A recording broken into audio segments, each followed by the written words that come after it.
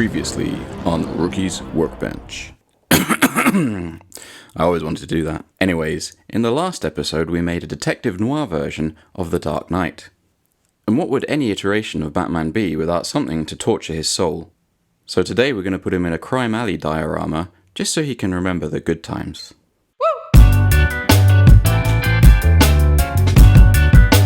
So we'll start as we so often do with a craft foam base. Foam is such an excellent medium to use in dioramas. Really versatile, easy to shape, even with basic tools. The only downside really is the noise it makes when you cut it with a craft knife. But for offending my ears so severely, I'll beat it within an inch of its life with some aluminum foil. And as a happy consequence, that'll give some much needed texture to our bricks. One of those basic tools I mentioned before could be a pencil, which we'll use here to define the brickwork. Now, really you can use anything, but I find the cone-shaped tip of a pencil perfect for rounding off edges. And once the cobble street is clearly defined, we'll use our fingers to depress certain areas, and then cut out some chunks of the cobbles using a craft knife. And once we're happy with how it looks, we'll prime it in black. And whilst that's drying, let's check out this little fella I bought on Amazon. You see, I had the mad idea that I'd like to have real steam coming out of a manhole cover, and after searching the darkest corners of the web, I found these things, which are basically the internals of those little steam humidifiers you can buy everywhere now. So we'll connect it up via a mini USB, place it in a little dish of water, and there you go. Pretty awesome. And whilst we're on a technology roll, let's rig up our lights for the lamppost. So I had these two little mixing cups not being particularly used for anything, and they seemed like the perfect shape for our lamps. After drilling a hole in the bottom of both of them and feeding through our LEDs, we'll seal the hole with hot glue and then pour in some yellow tinted epoxy resin. And whilst we're waiting for that to cure, we'll start painting our base. Man, it always seems like a lot of hobbycraft is just waiting around for things to dry or cure. But anyway, once we've laid down some dry brushing, which eventually you won't be able to see at all anyway, making the whole endeavour thoroughly pointless, we'll add some variety to our cobbles by painting them in various stone colours.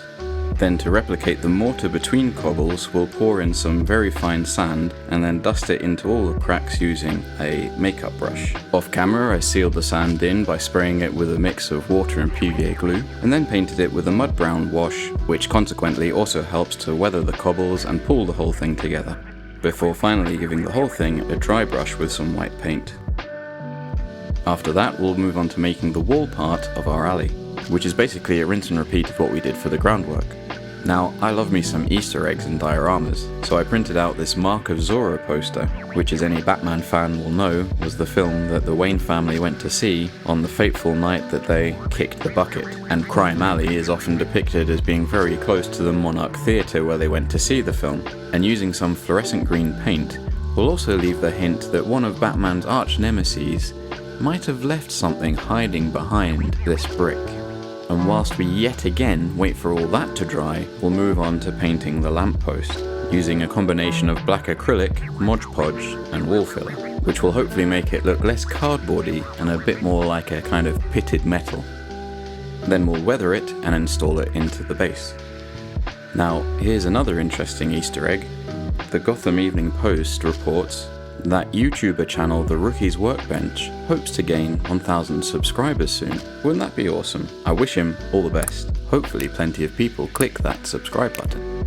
Next we'll cover up the switch to our steam machine with a rusted old tin can made out of polymer clay. Then there's nothing left to do than give Batman some more harrowing memories, airbrush in some artificial shadow, then our diorama can come off of the workbench and go into the lightbox.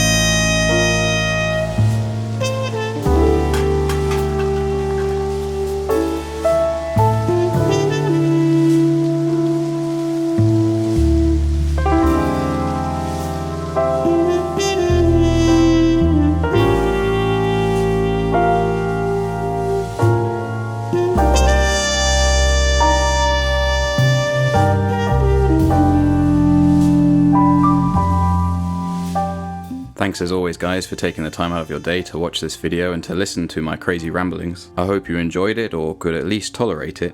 And a special thanks to my returning viewers. It's been really encouraging to read your comments from past videos and really spurs me on to keep going. For our next video I was thinking about two things. I was thinking of something Star Warsy, perhaps Andor related, or something Zelda, Link related. Let me know down in the comments which you'd prefer to see first, or if you've got any other suggestions for any other dioramas I could make.